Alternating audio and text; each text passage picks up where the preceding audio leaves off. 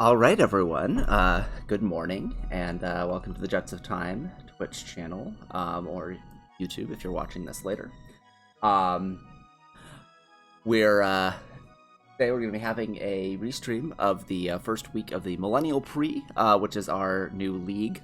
These are races that have already been run, but we've got some async videos of them, and these are the top 4 in our top division of Rainbow.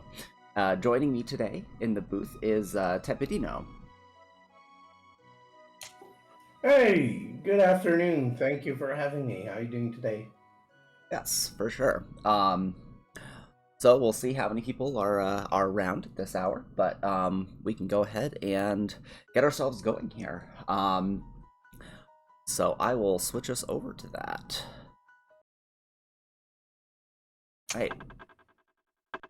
So yep, here's our 4 here. Won't spoil who's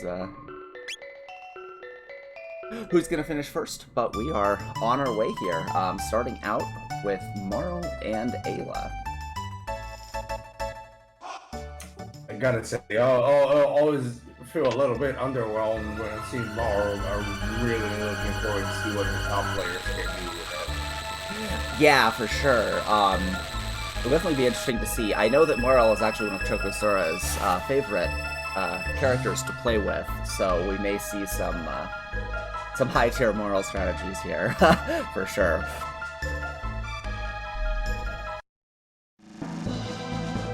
We're on our way here, and we'll see everyone's opening routines. I'm sure will be somewhat similar, but usual hunt for various groceries and all of that. Yeah, I've been trying to leave this shop there to after Cathedral, so I can give away the bromide. I don't know if that's correct. I'm still trying to understand what's what's considered a good opening. Yeah, I think that it's an interesting mix, you know.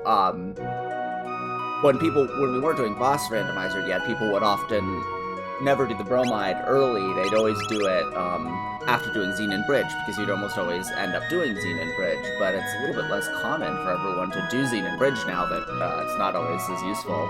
So I think different people have different strategies for remembering to go drop off the bromide. I think we're about to see our first key item here up on Chocosura's screen, and it's the jerky, which is probably not what anyone's hoping to get here, but now we know at least. Yeah, the good part of finding the jerk here, like I guess it kind of shows you what character you might want to play. I mean, if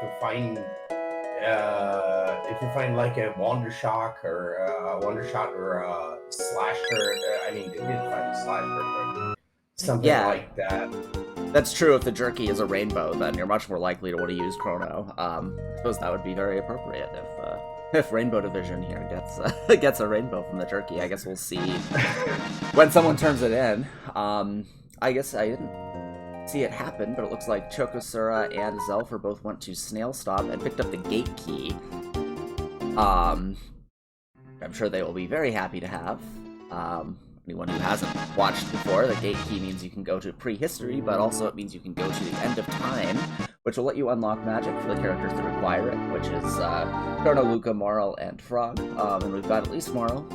Front of Cathedral, which people often do early, may have several options that need that as well, and with prehistory open, sometimes people will even go to the Dactyl Nest to get the character there to see if they need a magic unlock early on like this, so definitely produces a lot of options if you get that early gate key. And it also means it also shoots down the thing I said about Marl. When she has three attacks to start, it's much more palatable to have her in the party. Yeah, it's definitely true. You know, you're really, with her, I feel like you're really looking for Ice 2 especially, but also, you know, Haste or Re-Raise if you want those. And once you've got 3 techs, you've at least got a decent chance of having some of those, and then she really becomes a lot more useful, as you're saying. Ooh, hit rig. Mars actually gonna hit hard in the beginning of the yeah, be powerful for Xenon here. Looks like Korenth is going right to prehistory. I don't know if he's just going to do the magic unlock or if he's going to try to run up Dactyl Nest with his 2 characters. That's often sort of risky to do just because there's several fights that you can't skip. And with only 2 characters at level 1, it can be a real problem. But some people will do it. Looks like everyone else is picking up their jerky as well, and Choco is starting on the early cathedral fights here.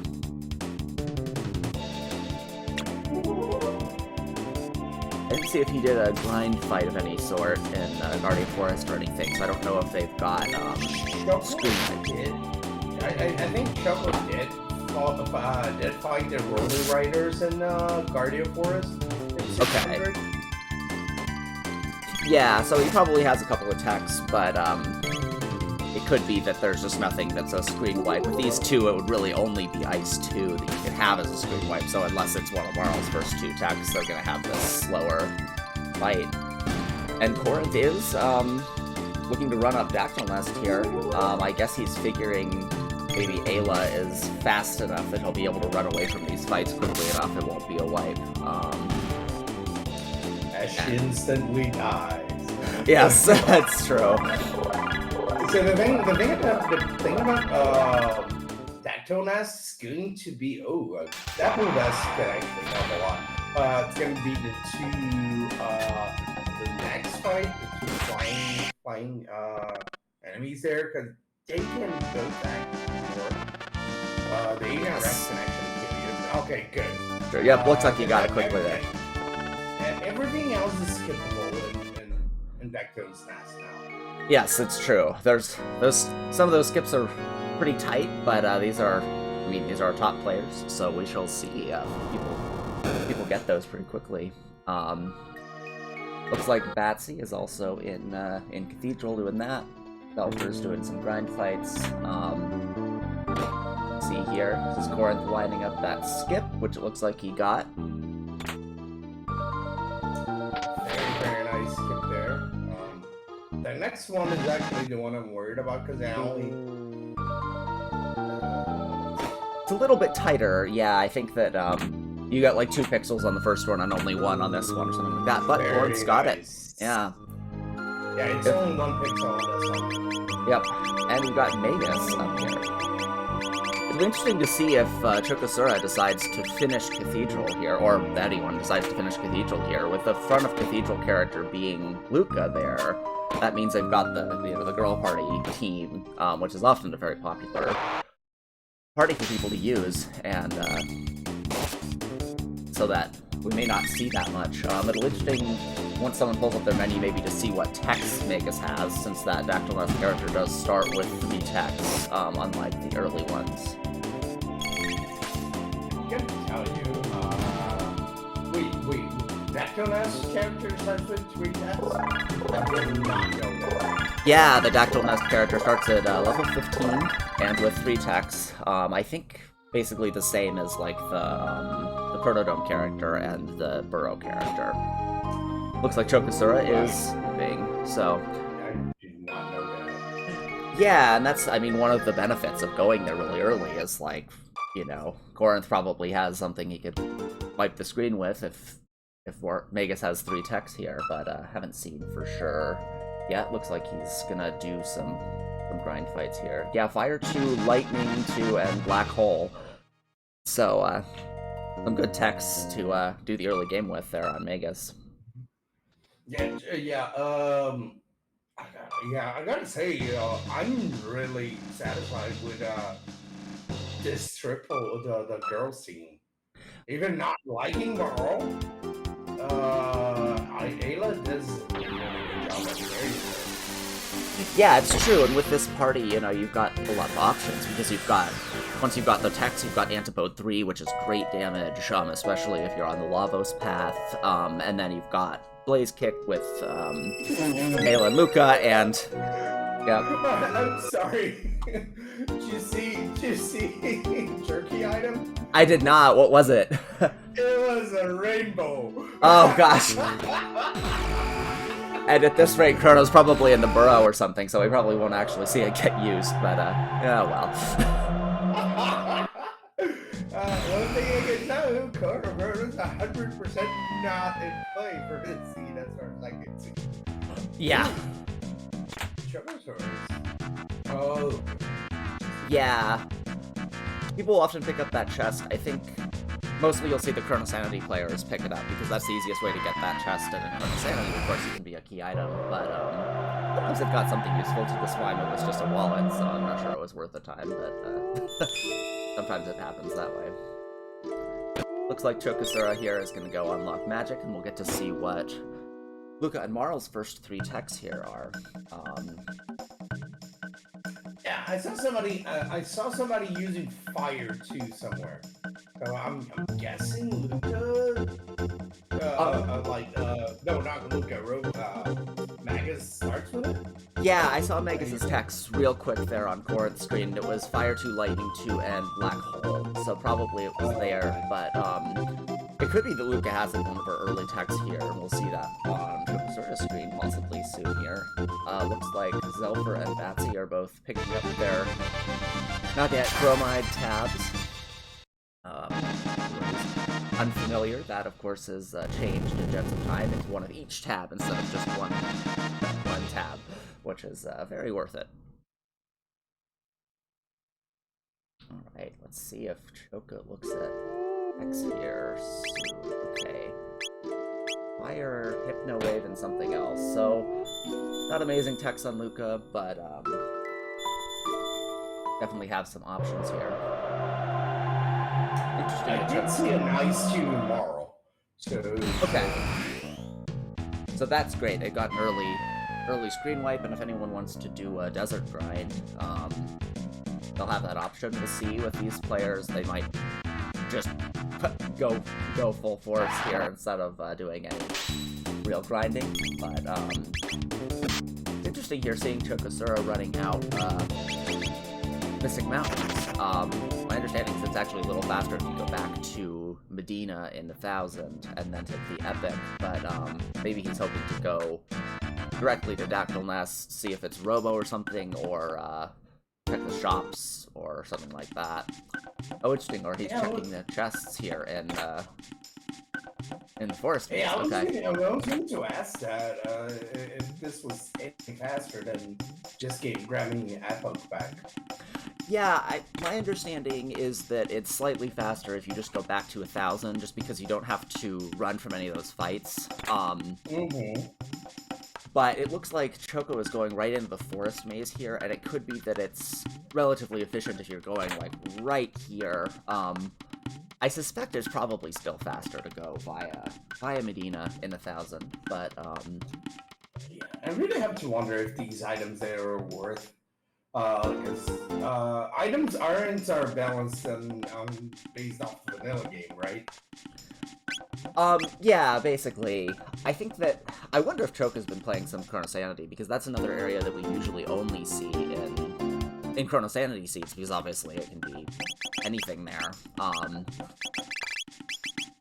They are like sort of mid-tier items. I don't remember if they're mid or mid-high tier technically, but yeah, we just had Batsy do a common thing there, which is looting the desert, so you can get through there and only have to go through one fight, which you can run from, but then you can go downstairs and get all the items. Batsy's probably doing that so she can get the stuff to buy in order to sell, in order to buy the snail stop item and get that gate key. It looks like Choco is grinding at least in rep type there. This is one of the best early game grind spots in terms of experience especially, but it also gives 12 more points for each of these fights, so should hopefully set Choco up to get pretty powerful. Alright, so ooh, that's Flame Kick and Haste. Yeah. Oh, it only wanted. Oh, I see. It's gonna farm more Yeah. I wonder if that is actually better than the. Is it better than the fights in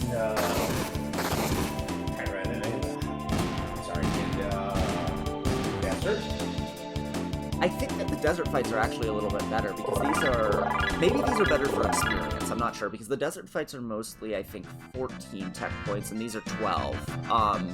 But these have pretty good experience, so it might not be ideal. I guess Choco might also just be wanting to not jump between time periods too much, and he's already here, which is, being built up, I suppose, as well. Like Xelpher's going for all of the chests in the desert. Often we don't see people go for this top left chest, just because this one requires another fight, which none of the other chests require another fight, because some of them are pretty tight skips. Yeah. Yeah, it has only 2 enemies as well, so it's, I guess, one stupid problem. Yeah. Get to see Zen and Bridge item there. Yeah, we'll see what that is. It could be something useful, or it could be, nothing. But yeah, if it's not Dreamstone or Ruby Knife. Yeah, it's a hero medal, so it could lead to something good. So I'm guessing here we'll see Korenth finish it just because it's relatively easy and you don't know what's behind that hero medal there. But I always find it sort of frustrating when it's that because you don't know what you've really gotten. Would you actually do it? I usually do it when it's the hero medal, just because the hero medal could be dependent, right? And that would just be unlock so many checks and could be like totally a route to the way. But it is always a little bit frustrating.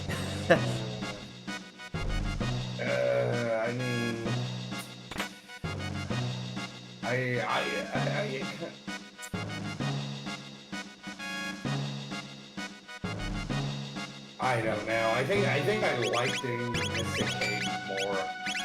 Yeah, I see Batsy and Xelpher doing that, and I think I tend to agree a lot of the time, especially if you've got this magic unlocked. You've got lots of techs you can start unlocking pretty quickly here. I think that it would probably depend where I went first. If I decided to check Xenon first, I'd probably finish it just because it might be something useful, but a lot of the time I'd probably go to Hackern Cave first just to have an idea of what techs I can pick up. Luca's got... When Choco's built of investing all those speed tabs on Brawl and magic tabs as well, it's just a matter of choosing where to go from there. Yeah, and those, I did mention Chocosura really likes Marl, so I'm guessing that's probably what he's going for. It can be nice if you can put those speed tabs on Marl, because if she's got haste, then she goes first, she can haste herself, get another turn really quickly, and then everyone's much faster. I think most players would usually put them on Luca, just because she's the best damage dealer, but you can see the reasoning in putting them on Marl there, too. Looks like the bridge boss here is Guardian. That middle sprite is a little bit funny because he's moved from his original location, and I think the original center is actually part of the background. But we've got this nice new here that we can put on screen. Oh, that's gonna hurt Korenth a bit. Yeah, not too bad at least. This spot is really not very powerful, so that's part of why I think people sometimes finish it off, is just, why not? Right.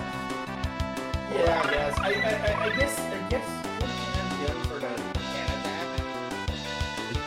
Probably Yep. would have been faster there. I don't know. Avoiding counters in this fight seems so easy. Yeah.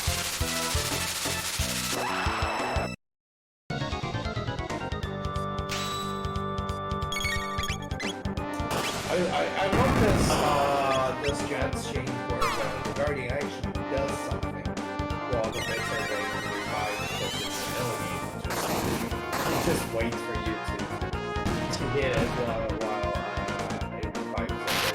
Yeah, it says that it has a little bit more of a script to it here. Sure. I wonder if Magus is out of range for the black hole.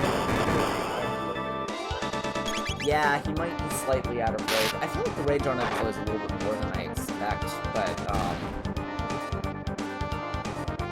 I don't know, possibly he's just preferring other techs or the physical damage. Chocosura actually did it with napalm there. Yeah, or it might have been Mega Bomb, I know it's earlier, but Mega Bomb, yeah. Yeah. No, Mega Bomb is pretty powerful, and that spot is so low level, I can see why that would work pretty well. You know, it's only got about 2,000 HP, and I think it's like level 5 or something like that. Oh, okay. So Choco picked up Hero Metal and did not immediately go for it. Interesting. Okay. Yeah, I think if I remember correctly, that Hero Metal is actually Toma's pop. So that's something that our runners will have an option of if they want later.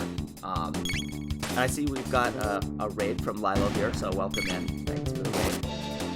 And Korenth is in the chat here, since this is a later on restream, saying, hate seeing Guardian with that good AoE to kill the bits, and yeah, that's definitely the thing at this point. Looks like Flare is next on Luca there for Chocosura. Very nice. I find it interesting to how much they're keeping track of the next attacks. Yeah, Korenth is. I like the way Korenth is playing. I played very much the same. I see Luca just invest everything in her and wait for her to carry me. Yeah. I know it would eventually happen. Yep. Looks like Xelpher is the first one through Giga Gaia here at the back of Hecarim, so we'll be able to see what key item getting from that here shortly. But yeah, here's Korenth picking up that item. There it is, the Totopop. And yep, there's Chrono. Unless somebody gets Magus Castle Go mode and for some reason decides to pull him in, that we will not be seeing him. So Tomo's pop is actually opens the area for fun, and has early Magus. I'm not sure if damage is sufficient. Probably it is, since Magus has lightning too. Yeah, I feel like I wouldn't be too afraid of doing Giant's Claw at this point. You can skip almost everything in Giant's Claw. I think there's one required fight you can run from, and then the boss. And that's the only things you actually have to do, and there's 3 power tabs in there. So it can be a pretty nice investment if you want to get, I mean, with this party, I guess it'd be Ayla powered up pretty early. It does look like Korenth is going to Hecarim Cave, which makes sense to get some techs, but I wonder if we'll go to Giant's Claw relatively quickly after that. Looks like it was the Chrono Trigger on Hecarim Cave, so that's not progression of any kind at this stage.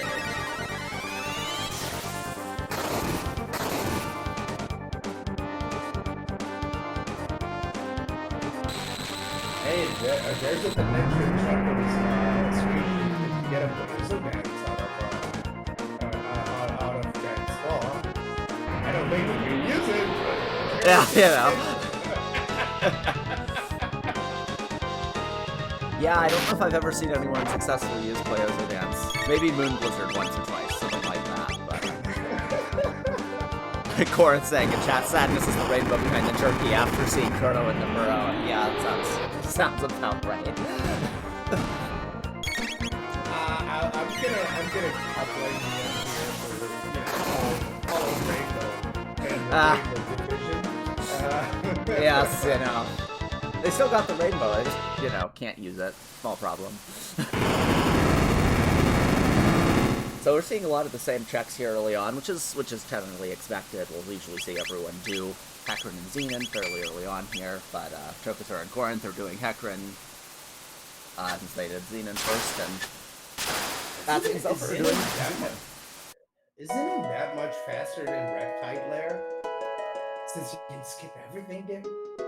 Yeah, I don't know. It's a good question. I think a lot of people are used to doing this early on, so maybe that's why most people are going this way. I think that, you know, the Xenon Bridge boss is definitely significantly lower level than the Reptite Lair boss, and maybe that's why people aren't as interested. Your Reptite Lair boss, I think, has like 4,000 HP or something like that.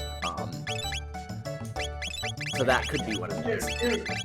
Like they're so strong already. Yeah, exactly. It's true. They've got, I mean, everyone's pretty much got like Flare and Ice 2 and all those things. So I think you're probably right that they could just be taking out Reptite Lair, but maybe, I mean, who knows? I mean, it's not... Xenon is also a pretty quick check, and you never know what's there. I mean, of course, we know it's the Chrono Trigger here, but... yeah. Interesting. I don't think anybody's gotten the menu glitch on the bridge, on Xenon Bridge. It's technically possible when your characters come back together after those skeleton fights to get the menu up, and you can sometimes use that if you want to do some ethers or anything like that, but I don't think anyone's successfully gotten it this time. It's a fun little trick. Yeah, I've never gotten that one. But then again, I'm absolutely horrible at we have Mount Woe. Yes, that's true. Because of having the gate key, once you've gotten the end of time in any respect, you can go directly around. Whoa, and I guess Chocosura is going to make that gamble. Got a lot of... yeah, it's got a lot of text. I mean, if he's fast enough to, oh, he is. to start wiping stuff. If I'm not wrong, they found, Choco found a dash ring. Oh yeah, and that would definitely do it. I mean, just throw that on Luca, or possibly even Maro would have enough damage to be wiping things here, and you'll be powerful enough by the end, that's for sure. So...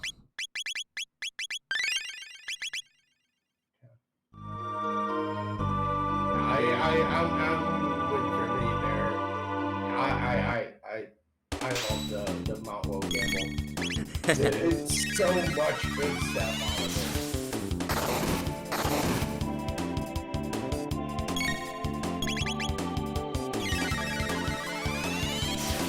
Yeah, I mean, I think the big time when you don't want to do it is if you do get lucky and you've got, like, Magus Castle Como in the first 3 checks or something, then it's probably ultimately faster to not go down here. But I definitely see why these folks are, because they've got the power, they've got the speed, and they'll have even more power and speed as soon as they're done with this.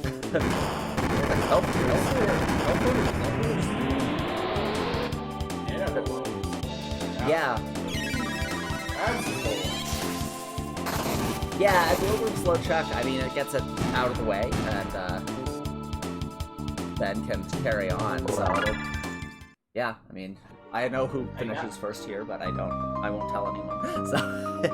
oh, yeah. I did look at the list, but I fortunately forgot. Yeah, that's the way. It looks like Choco's even taking a rubber here, which, a little bit risky, but with this party, you've got several people who have good hit stats. Mount Woe, I always feel like I usually don't want to take the Rubbles unless I'm really close to attack or something. I don't know, maybe Chocosura is, just because the gargoyle fights are actually a pretty decent amount of techs as well. Sometimes people will check them just to see what the item is, though. It looks like they're dropping magic tabs, which might mean people pull a few more of these. If they're dropping speed tabs or something, I'll always take all the Rubbles. So... oh, absolutely. Yeah, let's see that play there, actually dropping speed tabs. It was so good. Yes. Always fun. I did like one of the Mount Woe usually just go into all the fights and drops and he drops it. So good. Yeah, it's true. Looks like lordbatsy did open up Giant's Claw, so we might see her head that way pretty shortly. And yeah, Jody's saying in chat, we've got quite a bit of people spreading out here. Maybe Korenth is also heading for Giant's Claw, but we've got Demnoro, Mount Woe, and Giant's Claw all in the mix here early on. It's fun to see. And Choco running away from the gargoyles. I wonder if it's not Yeah, possibly.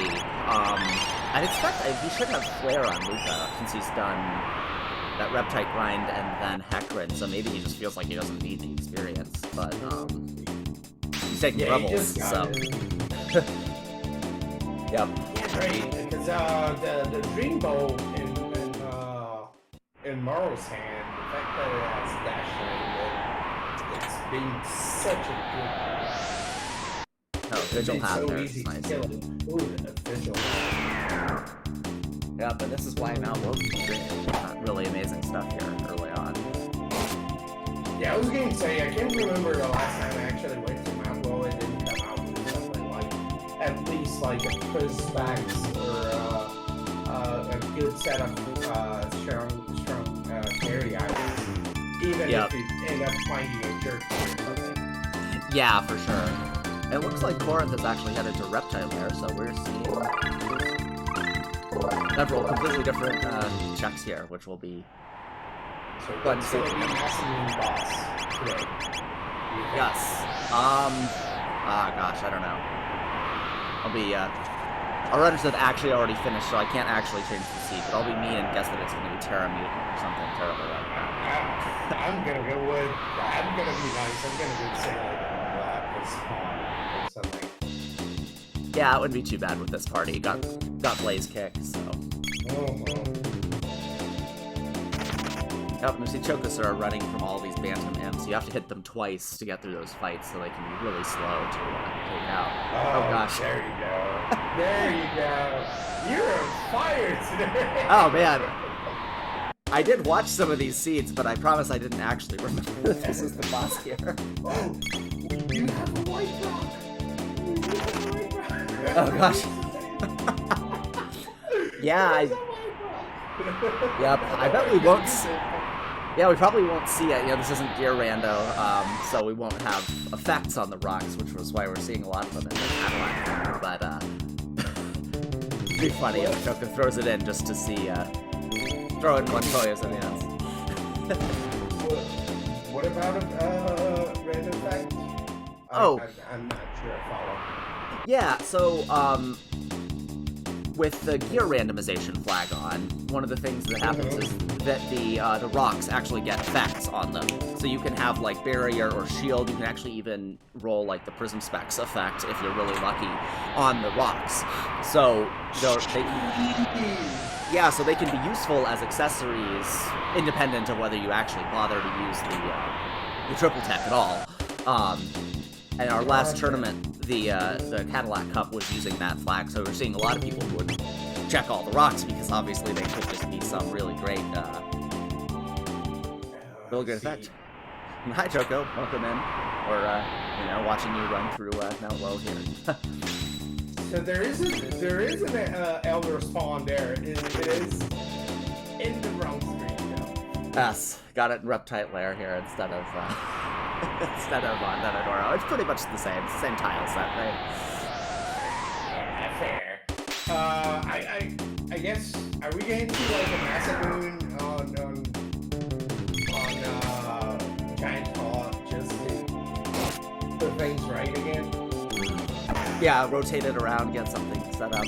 That or we've got to find a Restreamer. Maybe Restreamer can be on the boat. We'll see. I want Yakra just because it's so funny to see all that cutscene and then Yakra. So underwhelming. Yep, so DBZ Trivia is also asking in chat what group will be getting restreamed next week. So the way that we're basically running this is the idea is we'll try to prioritize anyone who's helped with restreams for future week restreams. So next week we'll probably be restreaming the Wonder Reptites division, which is where both Tepedino and I are, and actually happens to be where DBZ Trivia is as well. Oh my god, no, not that sweet, no. Well, no. We don't have to include your stream if you don't want, but that's most likely the one that will restream. I don't care. The game sounds a little bit high here. I'll turn that down a bit. Yeah, Mount Woe is a bit loud, so okay. Hopefully that's a little bit better with the sound. Because we have Golem here in Giant's Claw, which is it's a pretty good party for that. You've got Ice and you've got Fire and you've got Physical, which is pretty much what you want to cycle Golem through. And Helper's actually killing you. Yeah, that's often a fun thing to do. Sometimes you've got, sometimes it'll drop something good, but, it's often just fun. It's a magic seal, it's a pretty decent item. Yeah. Let's see, who's the boss there? Oh, there is a Golem in Giant's Claw. Golem can always be a problem early game. Yeah, Even it's if true. They have a red mail. Yeah, they do have... Hitting super... It's definitely not strong enough. Oh, it's a young 13. Hector 13, so not quite as good. Yes! Yeah. It's so just as underwhelming. Yeah.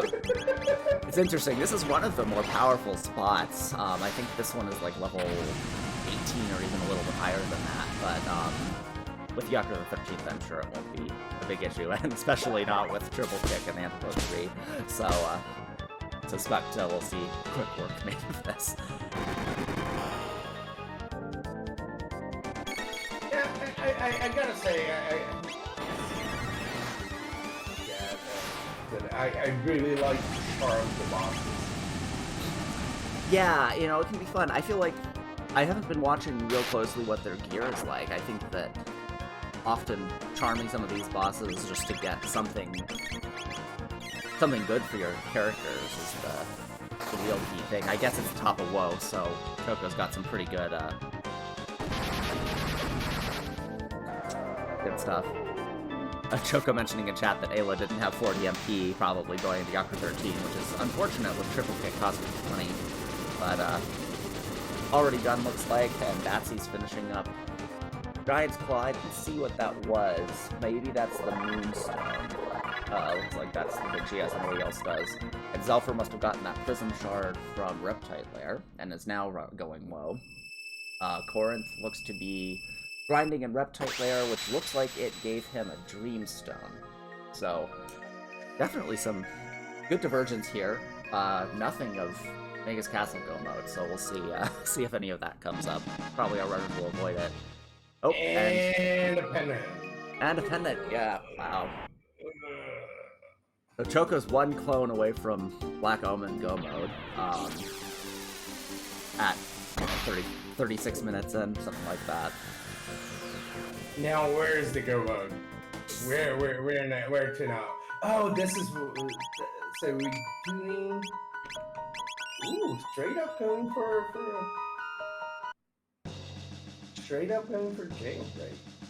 Interesting. Yeah, sending Ayla, which, I mean, Ayla's fast enough that even the ones of 2 bites you can usually get through them without getting hit, and everyone's pretty powerful, so makes sense to me. I possibly would have sent, like, Luca, or possibly even Marl, with all those speed taps on Marl. You probably can do the damage, and then she can screen wipe with Ice too, but anyone in this party would probably be fine at this point. They're so powerful. Yeah, one thing that's I don't know about Rando. For the Prince Shard, is Marl required for the boss fight? Like yes. You have to have her in the party to fight, right? Yep, you do have to have her in the party in order to initiate the boss fight, and I think you also need to have her in the party to check the item downstairs. It's a newer thing in the beta, which we are using for this, that you can actually go down and check the item before, and you can reset out if you don't want it. But once you've checked the item, you do have to finish the boss before you can leave if you don't want to reset out. But yeah, you do have to have Marl in the party. I think you can... Yeah, I think you have a little bit of problem for Korenth if that's required. Probably not a lot, but still. Yeah, it's true. I mean, with the magic unlock and Ice too early, yeah.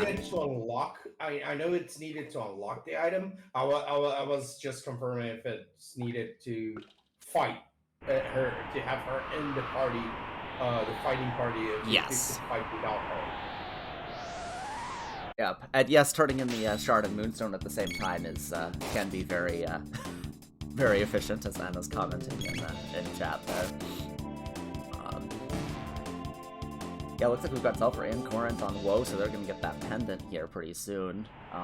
Batsy is getting, I guess that Dreamstone is what was on Reptite Lair, which will put her one away from that go mode, just like Korenth is one away from the Tyranno Lair go mode, so we'll see.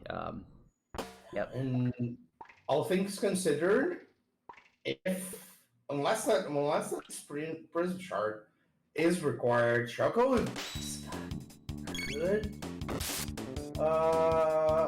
Get a bit ahead of the others there. Yeah, that early Woe Gambit being the pendant was even more valuable than it sometimes could be, for sure.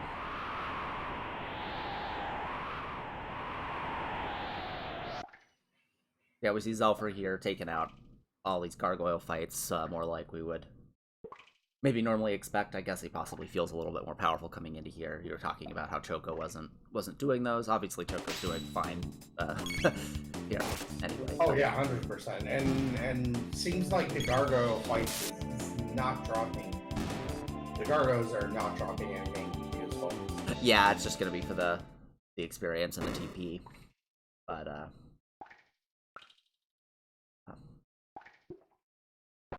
definitely be interesting to see what Chocosura will do when he gets to the future.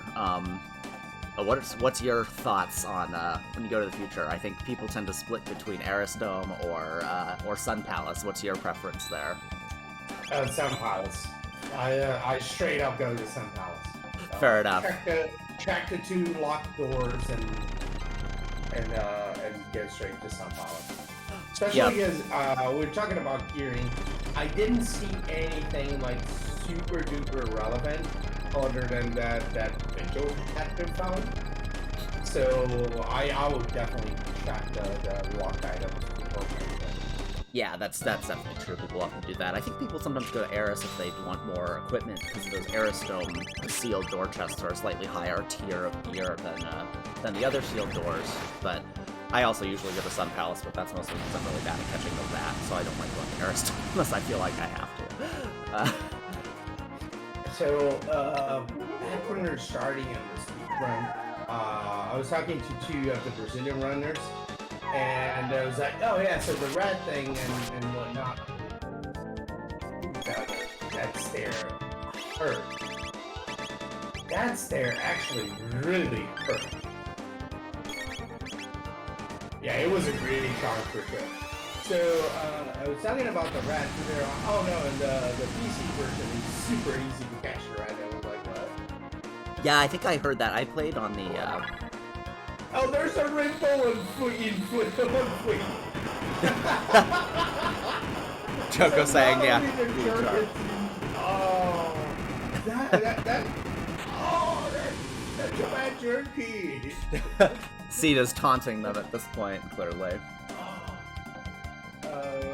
So the thing, so not only the rat is easier to catch, but dome skip.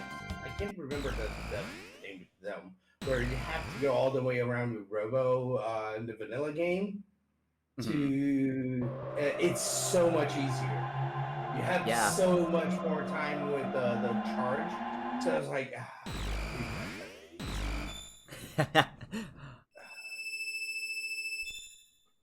Yeah, I'm guessing well, unless Genodome's required for something, we probably won't see Genodome. Xelpher's actually fairly well known for that conveyor belt skip. Put together our best tutorial video on how to do it and all of that, but I'm guessing we won't see that. Everyone's going low and probably won't want to have to do Genodome as well, so. It's a fun skip. After a while, you get used to it, but ooh, go there. Yeah. Nice. Yeah, that would be nice. Is there a way to mod the game so that Chrono can have a rainbow in both left and right hand? Not yet. Maybe someday. We'll see. Let's see what the chop has for here. So the other day I was playing and I got the Luca gun that stops machine, and I think my first boss was Atropos. It was so funny when she shot it. I was like, what's going on here? Yeah, it's not supposed to be easy. Yep, it's always fun when those, like, odder effects come into play. Getting the shockwave on Luke, I feel like, can often be really nice. The just general stop effect. Like, Choco is going back into the burrow here, maybe checking that hero medal. I guess he didn't get the item before, so maybe he's just checking that now. But, yeah. Choco saying, Daddy forgot he had hero medal. So that makes sense, because it was so weird that you didn't check it earlier.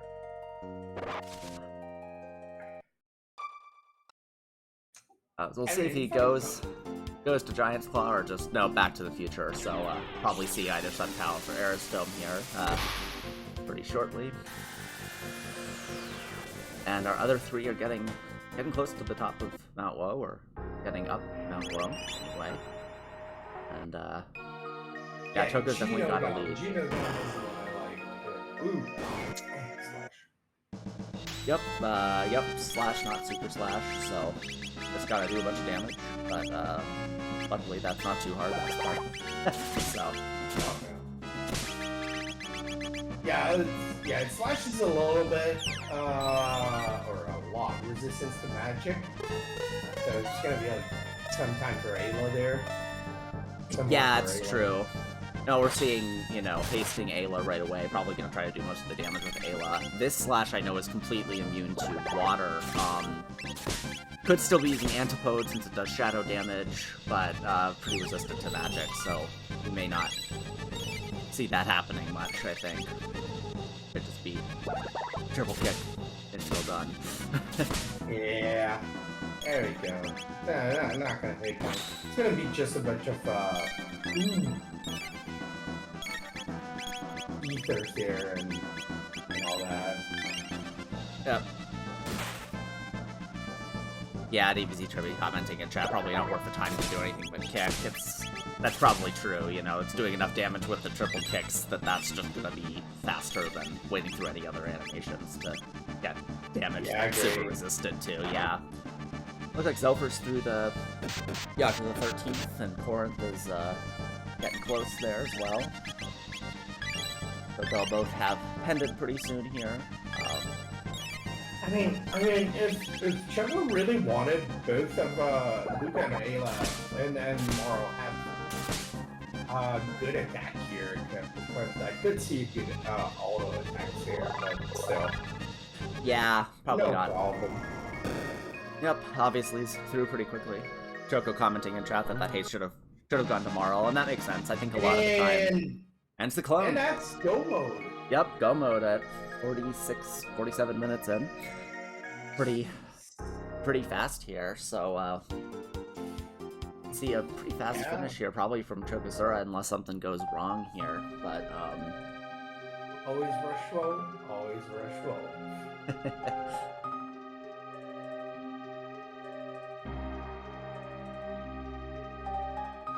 Oh, and now I want to know, do you turn off the nuke?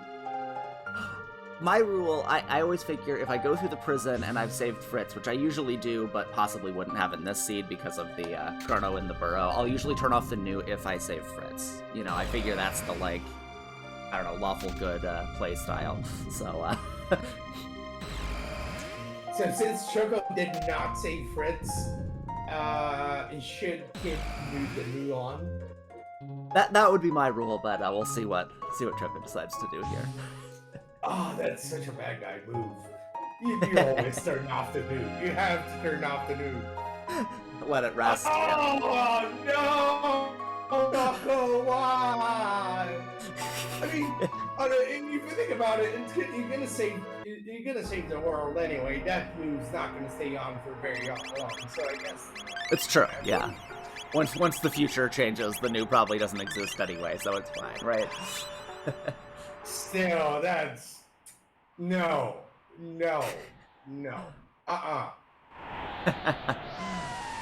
Looks like we've got Xelpher heading right to the future, and Korenth is heading toward. That's what you get for not turning off the nuke. You get kicked off that feet. We got Korenth going through Giant's Claw here, which I guess was that Moonstone. They probably won't be super happy about that outcome, but Xelpher heading to the future, and then possibly we'll get Gomo here quickly too, if he goes Sun Palace as well. Yeah, I have some Moonstone. It's so bad. And right now, like getting back into play, it was the thing I realized the most, like how bad Moonstone is. Like unless you get really unlucky and you charge it and print chart is required, it's so bad. Yep, and Choco asking in chat, actually, if it's possible to get that tab and make it back to the doll. It is possible to make it back to the doll, or as people were mentioning, you can actually make it up to the second tree. I don't think I have ever successfully done the tree one, but that's you can stop by the first one, and on the way to the second one, you grab that tab. It's not that tight. Yeah, no, I don't have quite the precision to get it. Like, you have to get on just the right vertical, right vertical line to be under the tree pretty quickly. But yeah, it is possible, especially if you're using the sound cues that are the wind, so that you know you can go right as early as possible. But, and yeah, Choco, you can't skip first. No, you can't skip the first. No. Yep, you can go to the first. Prism specs there on.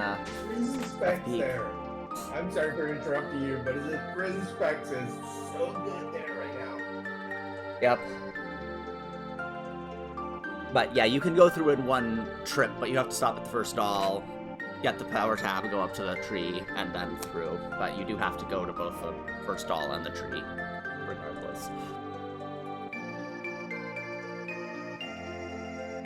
And we're hearing the results of... Who are we climbing today? I hope it's massively.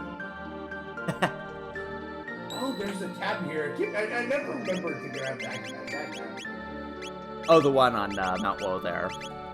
Yeah. Is that a power tab? I believe it's a magic tab that's down there. Those magic tabs are all right. It's gonna be worth ducking down there to grab it. Oh, there's a safe one. Another flea? Seriously? Must be Flea Plus then, who is not very strong, so it probably will not be a big challenge. We're actually seeing Choco using a common strategy there. So Flea Plus is susceptible to a lot of status conditions. So you'll often see if someone's got Boogie, they can do Stop, or you'll use Provoke here, or Hypno Wave, or something like that to get a little bit of extra time. Especially if you end up with Flea Plus in the double boss spot, you can Chaos both of them, or Hypno Wave both of them, so you only have to take out one at a time. They're so hard.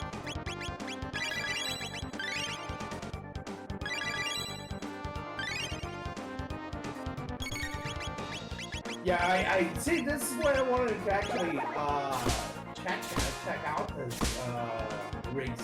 I did not know that about Flea. Yeah, it's only Flea Plus, since it's the version of Flea that appears in the triple boss fight in Ozzy's Fort, so it's a little bit weaker. Same with Super Slash, is actually worse than regular Slash. Doesn't have the ice immunity, and has lower HP, though we have a boss spot HP at Flagon, so the HP isn't really determined by the bosses in this particular flag set, but yeah, I had absolutely no idea. As I said, I basically only see Flea Plus and Slash in vanilla, and sure. They don't lie.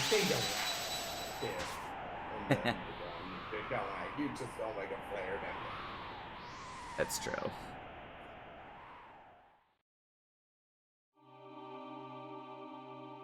Alright, so lordbatsy is through Mount Woe here as well, so we'll be one Go mode item away from two different modes, as Korenth is. Shortly here, we'll see if she just heads straight to the future. Probably would be my guess. And it looks like Xelpher is heading to Sun Palace, so we'll be getting Black Omen Go mode here shortly. And Korenth is heading to Donadoro, which commenting in chat earlier, he was not happy about the result of Giant Spa, and I think that he will not be particularly happy about the result here either. I think this was the Prism Shard, so, yep. Oh yeah, so Korenth did not go for the pennant? Yeah. Yeah, Korenth has not done pennant yet. This rule. I did follow this rule where if I have early Marl, I'll always follow the Marl quest. Oh, the Marl is not required for pennant, doesn't matter. It's a thing. You have to. Yeah, I know, I'm sure, I mean, Korenth is probably just, you know, gambling on... Oh yeah, Korenth is saying got the pendant, didn't rush future because he only needed one item for 2 different go modes. So, you know, if this was Ruby Knife or something, then he wouldn't have to do the whole prison sequence. I mean, we know that it isn't, but, I do have to ask if Ruby Knife, if the prison sequence plus Sun Palace is actually slower than that Adoro. The prison is actually takes a pretty decent amount of time. So I wouldn't be surprised. I mean, I think Denadoro and the prison might be, like, fairly similar amounts of time, so it's probably a little bit of a judgment call. You've got all the skips in Denadoro, which clearly Korenth does. It's pretty fast, but, yeah. I think that might be one that's kind of down to the particular player and choices. You know, if you don't say Fritz, the prison's a little faster. If you've got the skips on Denadoro and don't get the magic tab like Korenth just skipped there, then Denadoro can be a little bit faster, so it's... Now, I gotta say, personally, I don't like doing Denadoro. Yeah, At this point in the seed, I really don't like it. I always figure it's... The items are so underwhelming. I'd much rather just do fountains are nice.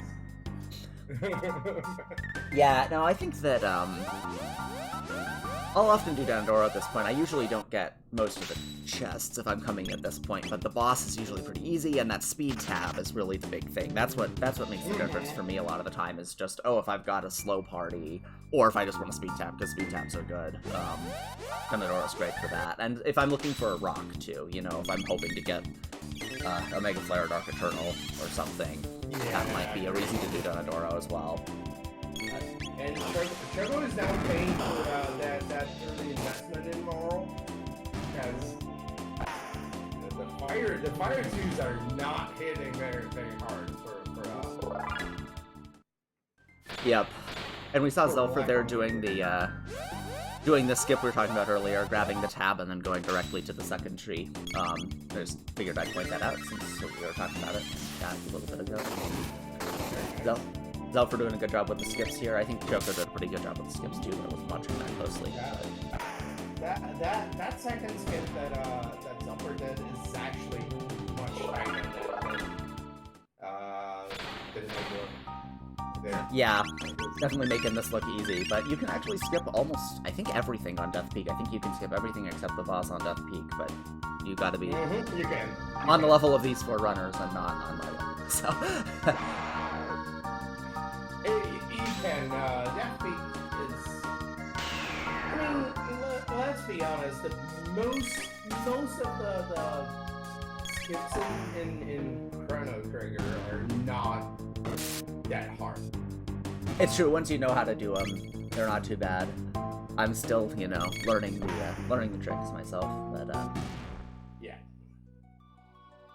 Yep. And this spot where Xelpher is one of the repeatable fights in the game, so we'll occasionally use that for grinding. Obviously, these runners don't need that at all at this point, but, yeah, I usually do one fight there just out of muscle memory, but my experience is that when you get there, you usually don't need a fight for 24 seconds. Yeah, for sure. And especially if you're on this route, Black Omen has so many checkpoints available that as long as you can get through this fight here at the top of Death Peak. Yep. So I learned, one of the reasons I started playing Chrono Rando was it was pretty much the same reason I started playing Zelda Randos, so that I could do silly strats without losing my run. I actually learned doing scout skip because of Randos. Yeah. Because in the vanilla run, I really didn't want to do it. Screw it up. So yeah, it's got. I see how scout skip is annoying. I don't know. I guess it's so counterintuitive that you have to straight to the side and walk. Yeah, the walk and getting the particular timing is the thing that always gets it for me. It's like going up is easy because you just have to place yourself right and walk, but then coming back down, you have to sort of know the right spot to turn, and I think that's what makes scout skip hard. Is you don't really have any like immediate indicator. It's not like when something starts moving or anything. So it's just more of a you come back walking, and then you go to the side and wiggling it. It's just knowing when you're free of the scout hitbox. Yeah, you gotta know it's once you've hit it. So, here's Korenth. Looks like he's charging the Moonstone here. Possibly, or dropped off the Moonstone and maybe now is doing the first part of the Prism Shard quest. Another gamble here. I don't know if we know what's on the Prism Shard here, so we'll probably see that here soon. Could be the Ruby Knife, and I'll be happy, or it could be not that. Seeing one of my favorite little tricks is the thing Lordbatsy just did, which is you can open the door and then go down to the Enertron and have them running simultaneously. Yeah, I love that. I love finding out that it could do that. Ooh, so you have a bunch of taps and a sunshade there for example. Yeah, and there was that Prism Specs on Death Peak as well, so very powerful parties here for sure. And then not need to worry about buying amulets or everything because it is finding Zeal. So That's true, yeah. Easier time when it comes to skips to status there. Yeah, it's true. Since it's boss rando, you don't usually run into mutants here, and I don't remember if I think Choco didn't do Denadoro, so it doesn't actually know the Terra mutants out of the rotation, but it's a lot less likely that you're going to run into a mutant here, and yep. Looks like Batsy is heading to Aristome, unlike the other three, so we'll see if that leads to a different result here. I'm guessing Batsy was just hoping for some better gear from that sealed door at the back, but yeah, for sure. I mean, a prison helm there would be really nice.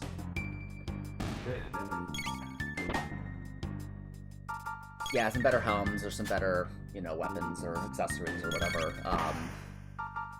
I think everyone's got those sunshades at this point, but not the prism specs, since those were on Death Peak, so makes some sense. You might want some slightly better gear still at this point. Wait, they find any sunshades? Because the only sunshades I saw were in Black Open. I thought that the sunshades were on Woe, and then it was the prism specs that were on Death Peak, but I could have that backwards as well. I did not see sunshades in Death Peak. I apologize. I missed that. The only thing I saw was a prism spec in Death Peak and the sunshade there. Right, yeah. We got Hector in here on, yeah, Choco's confirming. The specs were on Death Peak, but the sunshades were on Omen. Okay, yeah, so it's... So no damage booster in Mount Woe. Yeah. Just that Vigil Hat. Which is nice, of course, but... I mean, it is nice. It's not, oh my god, but it's nice. Yep. Here's Korenth just finished beating Hecarim here in the King's Trial quest. I don't know if we've seen the item yet from this. But maybe he just went and did the boss first. You can now do them in either order, which is a relatively new change. But yeah, we have not seen the item. We have,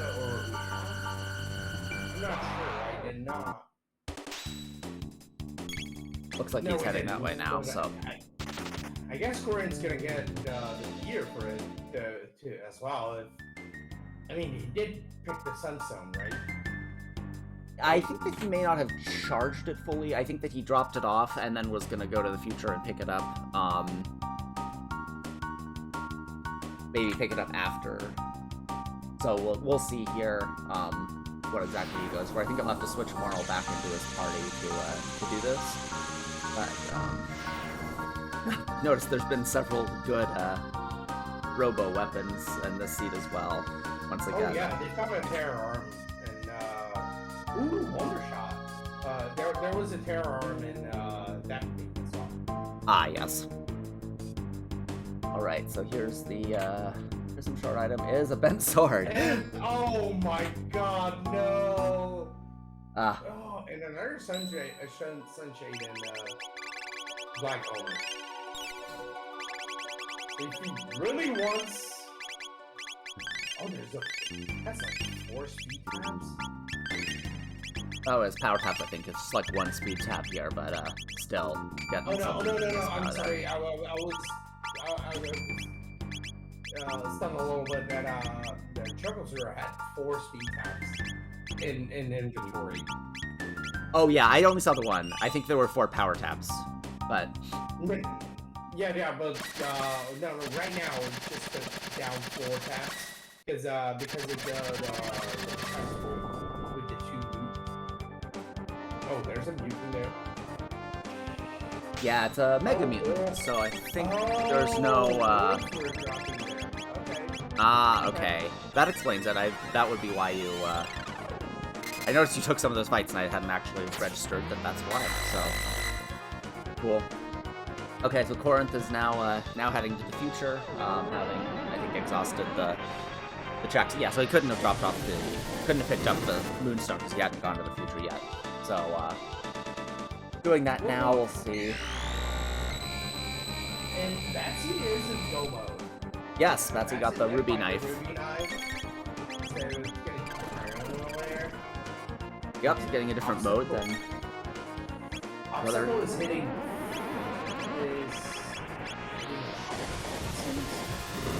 Okay, that's not too bad. As obstacle goes, you can just throw out some heals, and obviously Choco is now through anyway, but yeah, probably not worried too much about the lack of status protection with block. It's not like it's stop or chaos or something, for sure. So many dash rings. It's like the 4th dash ring in the run, I think. Yeah, not that, I mean, I'm sure they aren't using that many of them, because at this point, they've got so many sunshades and prism specs. Can you put like a ring and H fingers like Luca have like 34 speed? The speed does still max out at 16, I think, but yeah. If only. Hey, we're talking about 2 rainbows. It's true. We were having that conversation. I want more rings. So we can make a mod where you can put on 5 rings. Imagine having a Shiva Edge and a rainbow. Oh, get both effects. Yeah, that would be 70% chance of a 4 times crit. Do some really wild damage there. Now, are we seeing a bat skin? Is it happening?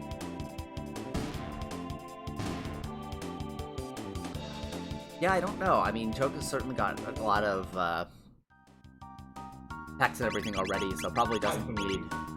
Fire 2 is last. I think... My guess is that Choco will take this fight on purpose because of the... Nope, I guess he's gonna skip it. Okay. Yeah, I see... Yeah. I admit I would have taken it just with Fire 2 last on Luca. I really would want to have Blaze Kick, especially for this Omen route, but that's also... Yeah, as did the two fake Acrons there.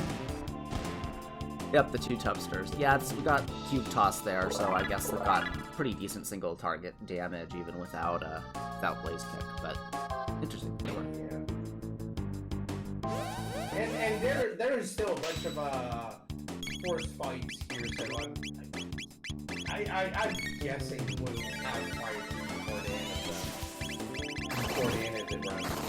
Yeah, that's true, and Choco's pointing out there's 200 plus tech point bosses on the way here too, so yeah, it's probably true that Fire 2 will be there, right? I didn't check how close it was to... Yeah, there's another mutant and the lava spawn, right? Yep, the Terra Mutant spot and the Elder Spawn spot, which of course will not be either of those things in this seed, but we'll see what we run into here.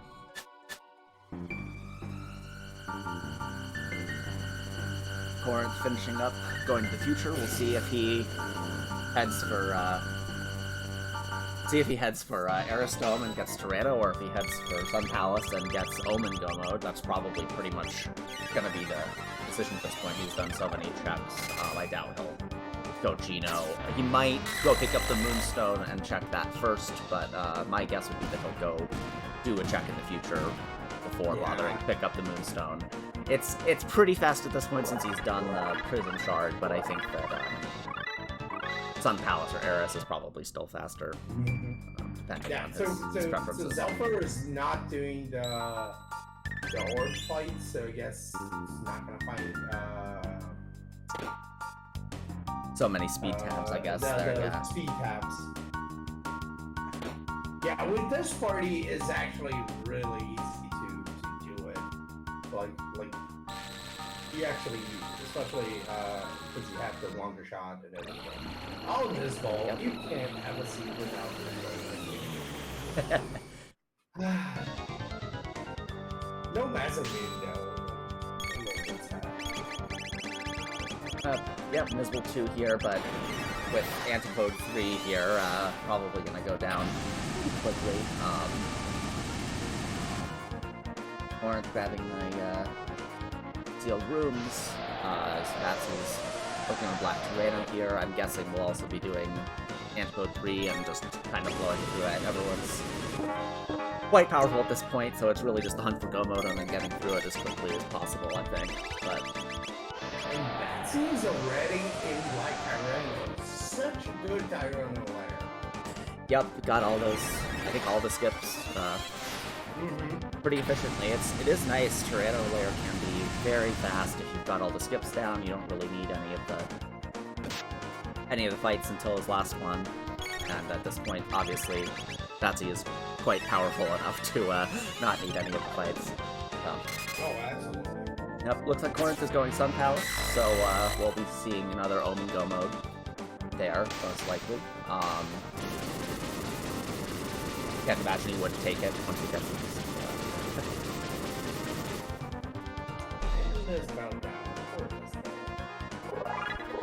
And look how fast how would end the game. Just keep using. Just not for this party, yep.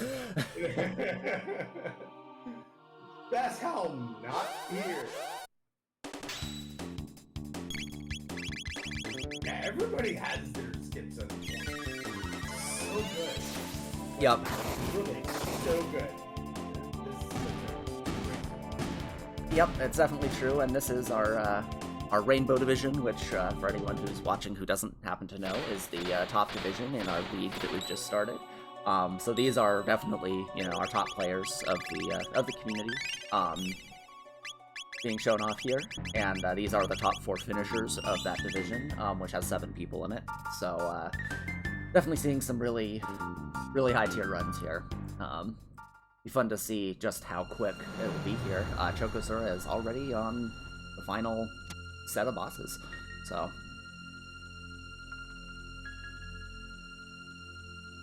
looks like Lord Batsy has just made it through Tyranno.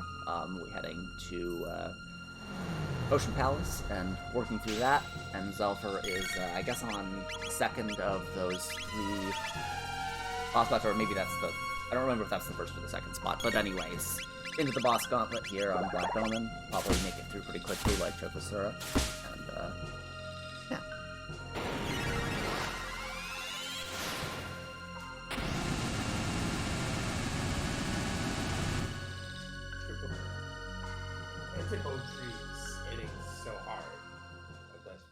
Yeah, at this point with, I mean, Prism Specs and the Sunshades, that's, Not needing to keep using dash rings is such a treat. Yeah, it's true. You got those speed tabs, so you can really maximize the damage dealing potential. Yeah, so I see that Choco actually used the command elixir there. I think I would have gone for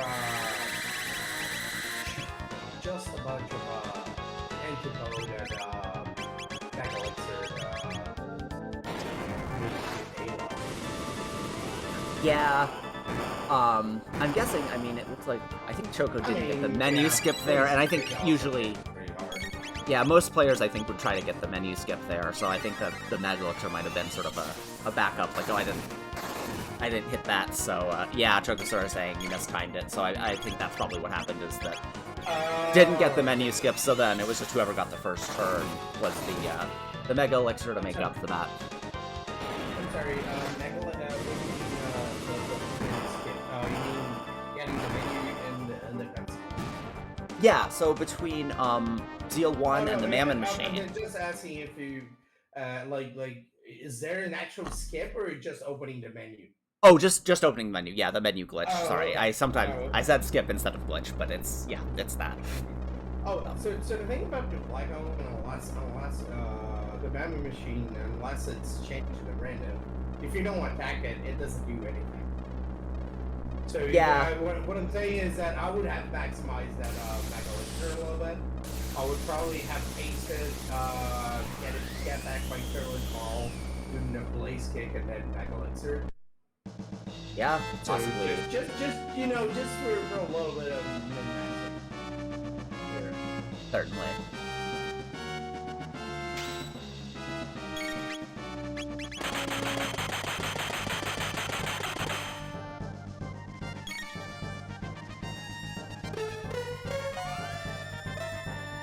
The Zeal fight's gonna be super quick with the Blaze Kick.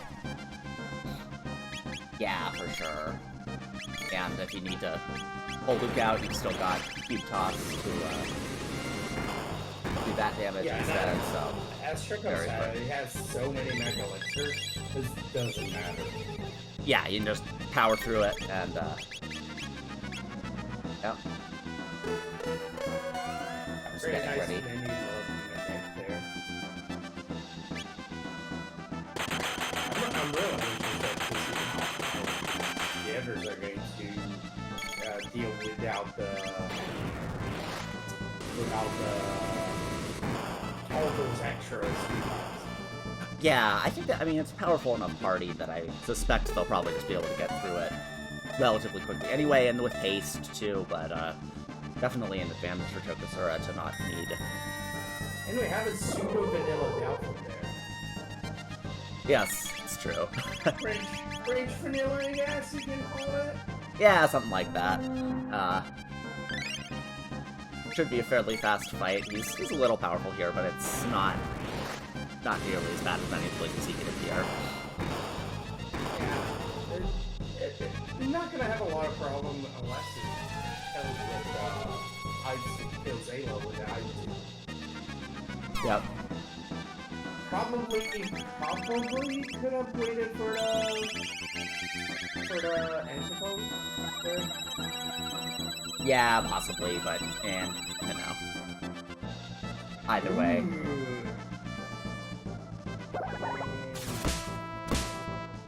Choco is a little bit more fast there.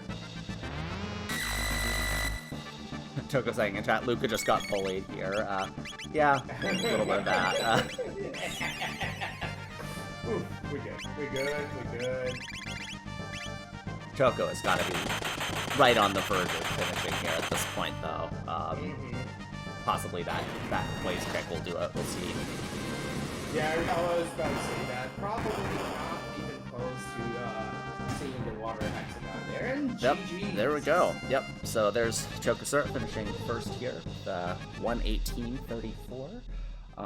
Very nice. I believe the tag, the winner tag there is behind the Yeah. I did notice that. I'm working on fixing that. Alrighty. And Flea's hitting Korenth pretty hard there. Yes. All right. Let me switch our audio over to somebody else here. So we've got something. Here we go.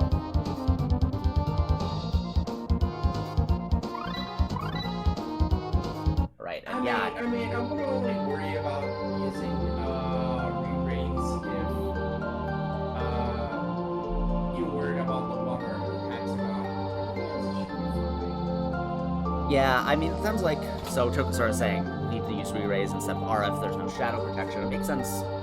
Dark gear can be pretty hard, though obviously in this one it was pretty quick. Oh, and I guess the lasers, yeah, that makes sense. Yeah. Re-raise would certainly, like, make up for that. I guess that in this, I feel like with this team I probably wouldn't have bothered either just because it's so powerful, but it definitely could have gone badly if it was a couple of snipes, like taking out 2 characters or something, having to throw out a bunch of revives. Yeah. And Xelpher did get the menu, so that's gonna be a much easier fight there.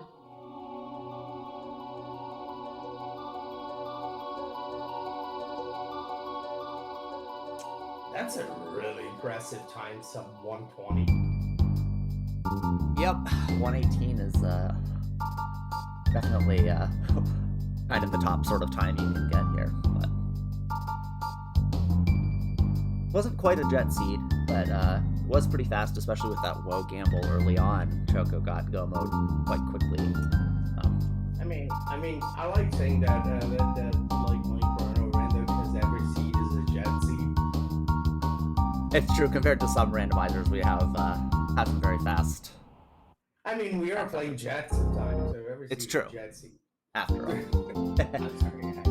It's fine.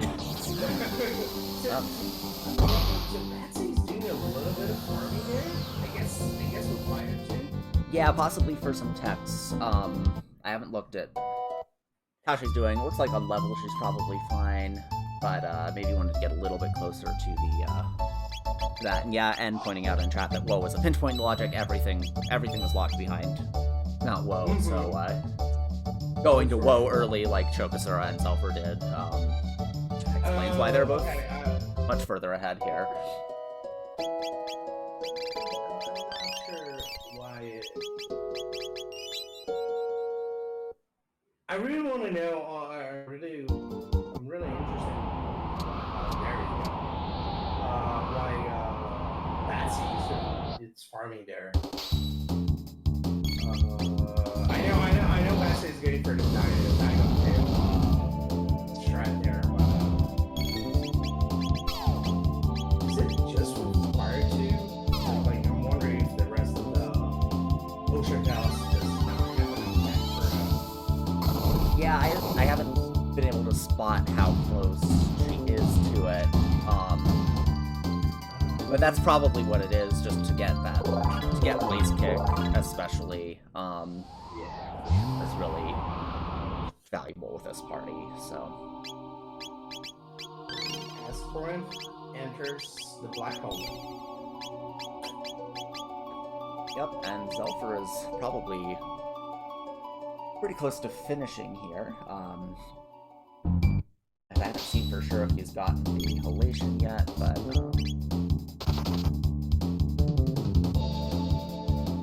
having a very straightforward zeal, as I guess we would expect. Also has lots and lots of Mega Elixirs, so just going full force here on zeal 2.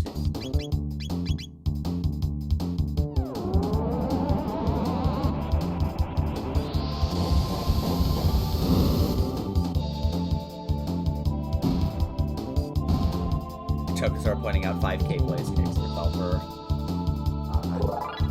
Definitely nice with the 20,000 damage that needs to be done to Zeal 2 here. Getting over a threshold like that can be very nice. And yeah, P-Buster here. But, Yeah, possibly so can the only thing, cube I toss. was about to say that the only thing I would have done differently is changing a party to put Moral on top on friends, and she would get NP Buster and GG switch out for there. Yeah. Also a pretty impressive time.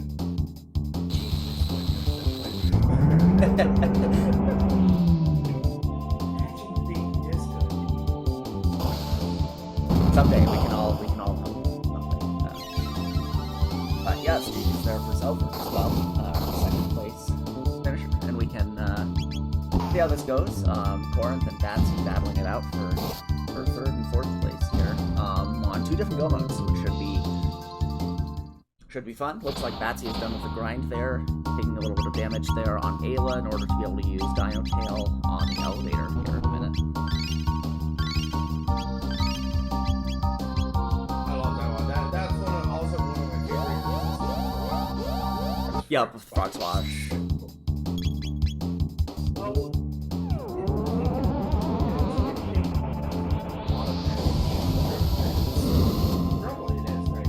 Yeah, so they also have the gold earring, so that's the other trick there, is that it's really just the difference between your max HP and your current HP. So if you take a little bit of damage and then throw the gold earring on, the difference that the gold earring provides is really most what you need. You don't have to actually take very much damage to be able to have a sufficiently good Dino Tail.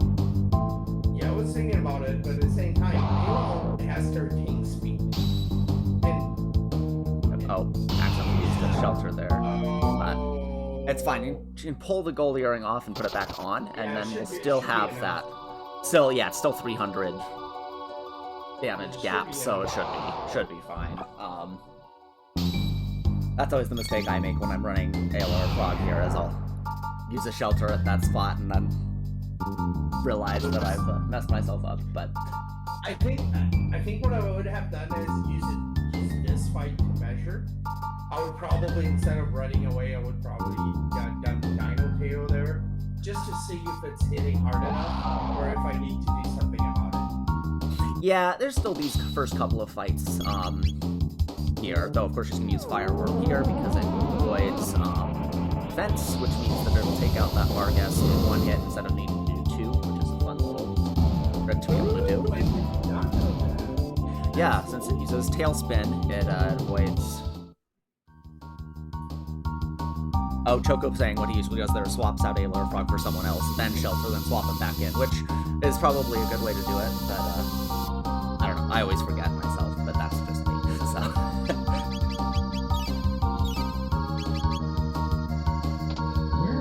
Where's the Dino Tail? There we go. I love this sound. I just love it. Yeah. Yep. That's 200 damage. Yep, that's enough. And yeah, unfortunately, Batsy's audio is not suitable for streaming, so at this point we're just going to be on Korenth until the end, but that's fine. Korenth's audio is good, so do that.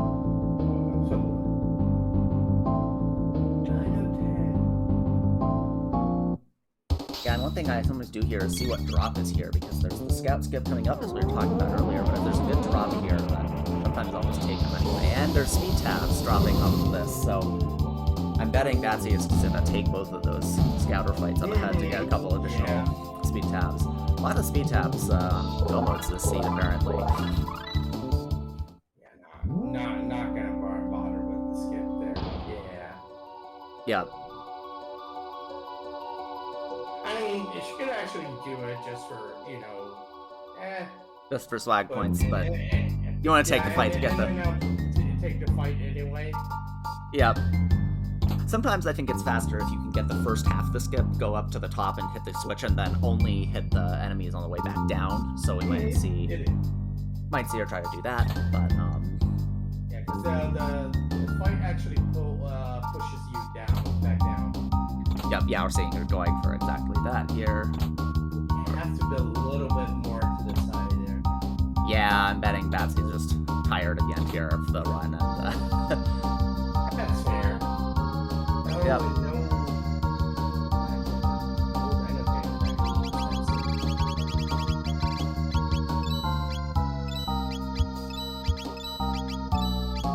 Korenth doing some shopping there. I'm not sure. Oh god, look at that much money. yeah, just selling everything out. I didn't see if this new shop had any like elixirs or anything like that, just to load up on stuff here at the end. I only saw the stud and the amulet. I did not see anything else. Oh, there's a Prison dress. Yeah, grabbing some prison dresses to put them over. That's definitely worth getting some money together for. I'm not sure if you need it at this point. Yeah, it still makes it a little bit easier, I suppose. But, yeah, look, just sell the magic to you. We don't need it. Oh, the lights are going to be dressed. Reminds me of my kid days where I actually get three new game plus to actually get 3 prison dresses.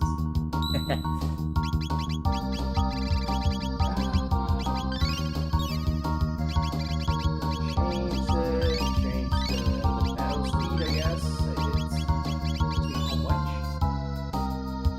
Yeah, I didn't catch that either, but And put Luca in the middle. I really wish you put Marl. Like, you really don't want Luca to get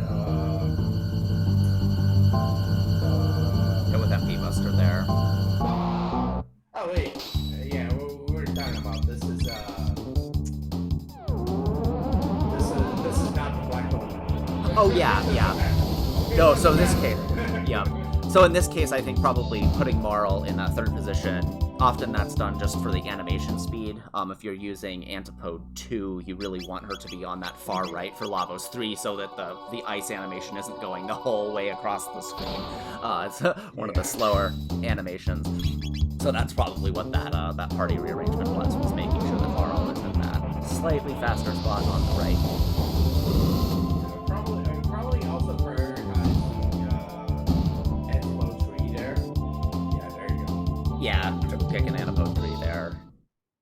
Throw out a lot of damage, and let's see what spells Magus is going for. Oh, there's gold earring there. Not really needed at this point. They actually have one. yeah, not really needed, but obviously you don't know what's in the chest until you open it, so makes sense that you go for it. I was thinking, I was wondering what exactly was looking for at this point. Yeah, not sure. I mean, you could hope for another Prism Specs here, or possibly like upgraded weapon. I don't think we have the Wonder Shot or We do. but we do. Okay, We do have so Wonder Shot. Wonder Shot was in Elixir spot next to the okay. But yeah, I mean, fairly fast chest pickup anyway, so I feel like it's sometimes worth doing it. It's an extra Mega Elixir, so. Yeah, I'm pretty bad at not hitting the Ruminators there myself, but I also usually just want to take the Ruminator fight because I want some extra HP. And Batsy is done with twin North Cape Magus there.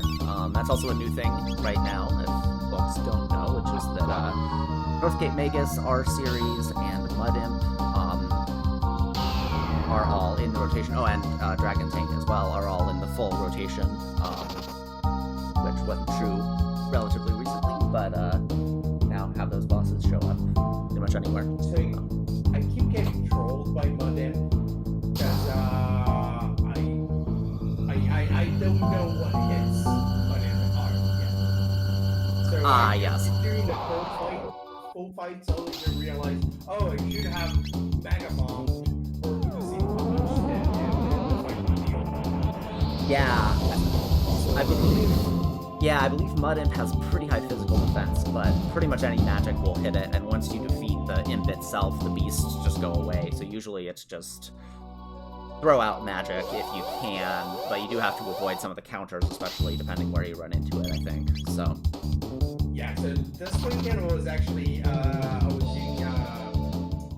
was doing a run for a marathon, and I was like, oh, let me mega bomb the dinos, and I mega bombed the fire dino by mistake. Oh. Like, oh, there's another wonder shot there. And I was like, oh my god, I screwed it, and then the mega bomb just killed them. That might have been stuff. Fair enough.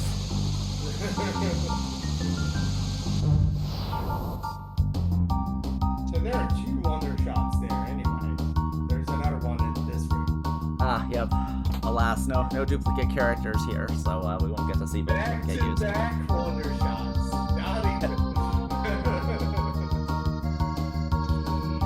and that's in lava spikes. Yep. Yeah, should be a pretty quick fight here. It does have to worry to the fact that luck is not a big problem, but still, it's still a little bit. Still gotta throw out heals and things like that, at least, but not a huge deal. I didn't see if she got, or what stat structure she got. I guess she's got that Vigil Helm, for sure, and possibly got some amulets or some Prism Dress, or some Prism Dress. Yeah, Prism Dress wouldn't do it, that was a mistake. Yeah, it has to be the Prism Helm, right? Yeah, Prism Helm or the Vigil Hat for that, but... So the only thing we found other than the shop Black Omen was that Vigil Hat. We did not find anything else. No Prism Helm, no amulet. Yeah, well, the other amulet, the other new shop would also have had amulet, so it could be that that's what Batsy does has an extra amulet from that. So the one in Kajar, if you talk to the new from the top, that is another high tier new shop, and it's guaranteed to always have an amulet among the things you can buy there. The new shop on the Black Omen is also guaranteed to have the amulet. So, yep. Wait, what shop is new shop? So do you know the new in Kajar? It's I'm trying to think of how to describe where it is. It's where the book that you open that has the fire is. You talk to it from the right side, it's just a normal shop, but it actually is also a second shop. If you talk to it from the top, it's a different shop. And that one is like the high tier special new shop. I had no idea that existed. Yes, that's a fairly standard thing, and that's the place where you can guarantee that you get an amulet on the Lavos route if you need one at that It would point. have been so much easier if I knew that. Yep, it's definitely. Is that a random thing? Is that a regular thing or just a random thing? That's a randomizer thing specifically. Okay. That shop from the top, I think it matches the new that you can see if you lose to Lavos. There's the new that's in that in the cave. It matches that shop, but we've added it so that you can get to it without having to lose to Lavos first, because obviously we don't normally want to do that. So. Wait, what? So if you... Yeah, so Chocosura is saying the last village new. So it's, in vanilla, normally you don't beat Lavos here, obviously, because they'll just wipe the floor with you. But when you do that, then the 12,000 BC map becomes the, post-apocalyptic one after Zeal has fallen. But you end up in a cave, and there's a new in that cave, and that new is a shop. You have to do some annoying things in vanilla to get it to actually talk to you and give you the shop. But yeah, that is the same shop in the randomizer as the special shop from that. I think it's possible to get the tab. Is that the new with the tab behind him? Yeah, that is the new with the tab behind him. I don't remember if that tab is possible to get, but we don't get there in the rando. So You can't get the tab. You just have to wait. It's randomized. And either leaves after 15 seconds or not. So it's super annoying, and you just don't get it. Just leave it there. Yeah. No, I think he maybe doesn't move in the rando, so I think you probably can't get that tab, but I don't know for sure. It's it's a rare spot to see in the rando, obviously. So. Yeah, I'm so confused. I don't even know how to get that there.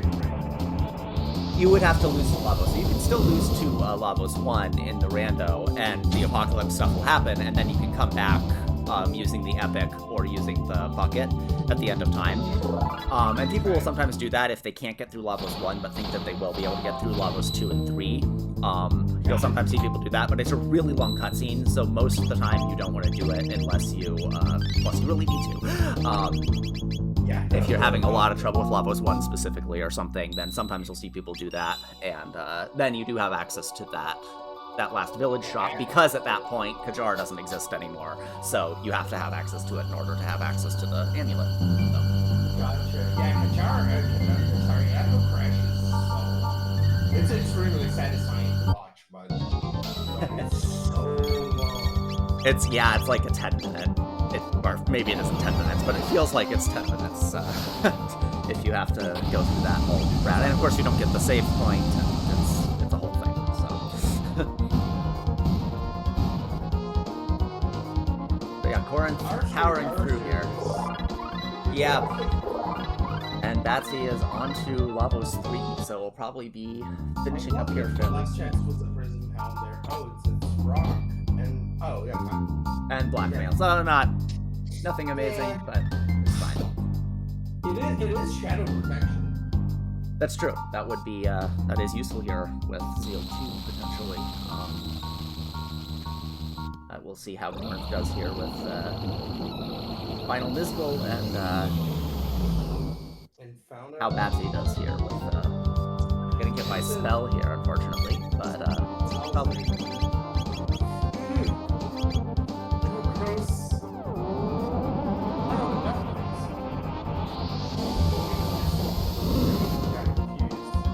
Yeah, poison on Ayla is inconvenient, but not insurmountable. I suspect that Batsy's a little unhappy here that we didn't take out Center Bit before. Had to do some of this stuff, but probably should still be fine. Get another place kick off in a second.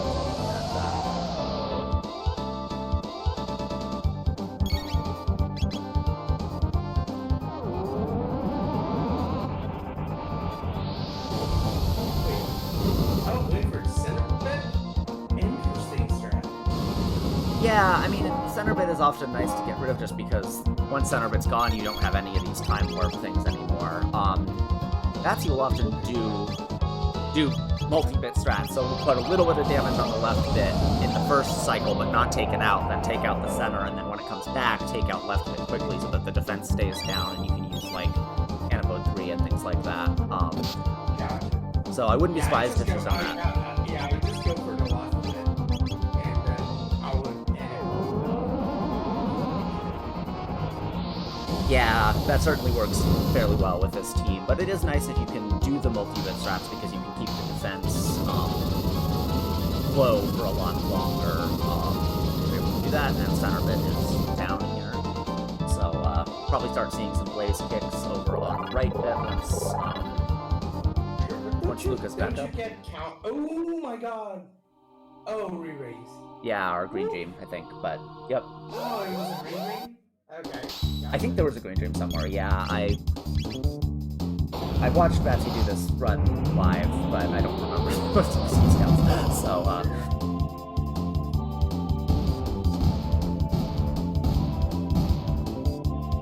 so Batsy is picking back up the victims of the that stuff there. Had a guess Batsy had a hand screw up or something, and that's why that spell went off. Often a common issue for her. Without that, Korenth's catching up. Korenth is catching up a little bit here, yeah. Not sure if it's gonna be on time, but definitely close. Indeed.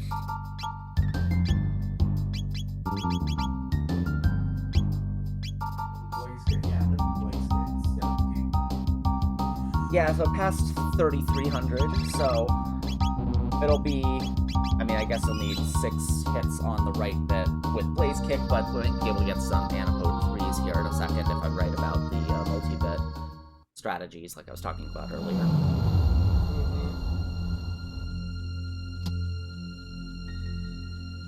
And Korenth is starting on Zeal here.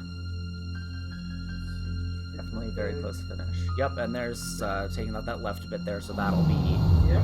Let things go a little bit faster here.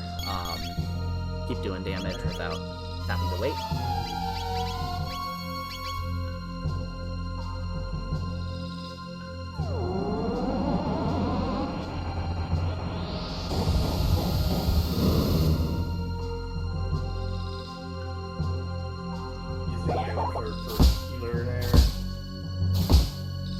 Yeah, I mean, at this point, it could just be throw out as many antipodes as he can.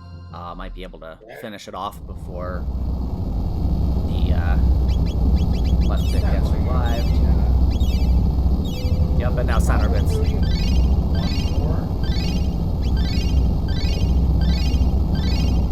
Yeah, one more.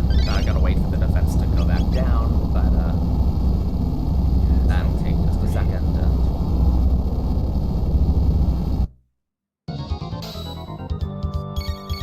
Throwing out another triple kick and antipode. Possibly don't even need both of them, but some security. I'm pretty sure this'll finish it off for sure with both of those bits of damage. So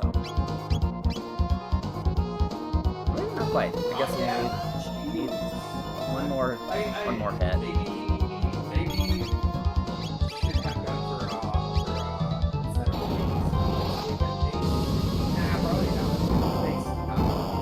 Yep, and there we go. Alright. Yeah. There we go. That really was clutch. Yeah, definitely helped save things when stuff went a little bit less well than expected there. And Korenth now is through Mammon Machine and on to Zeal 2. Got just a few more minutes, and then everyone will be finished up probably, unless something goes really wrong for Korenth. But we'll hope that that didn't happen.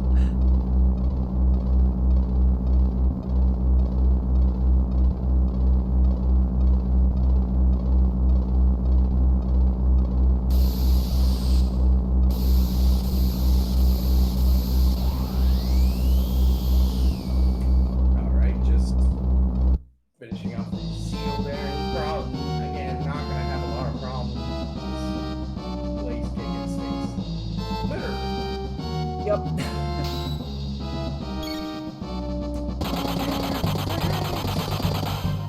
I didn't see if he put on that blackmail, but that could help with the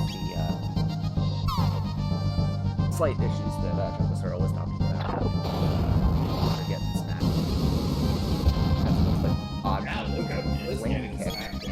That might have been unintentional use of lane kick instead of blade kick there.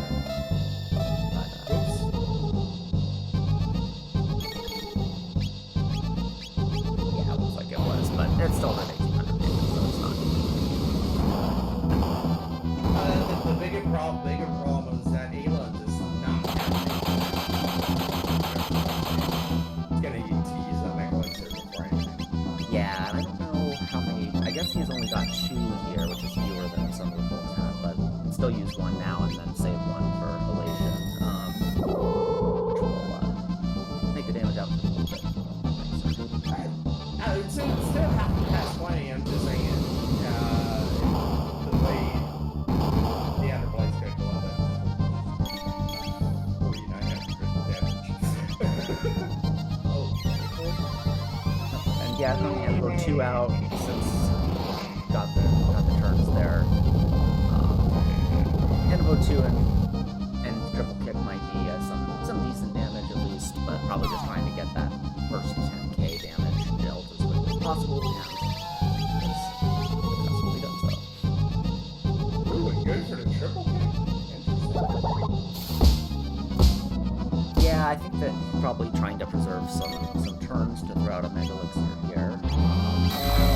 Buster. Yeah, I'm playing a little bit dangerously there. I never wait for the MP Buster because sometimes there's a laser in between, but when you can do it, it's nice to hit both of you there. I'm scared of getting killed. I look at a halation and I'm like, oh, and we're done. So yeah. Gee, what a race! This is wow. Yeah, nicely done. Amazing. And lots of very fast times. Again, it's our top 4 runners, all 4 under 2 hours, which is great to see. So yeah, any last thoughts on the run here before we finish up?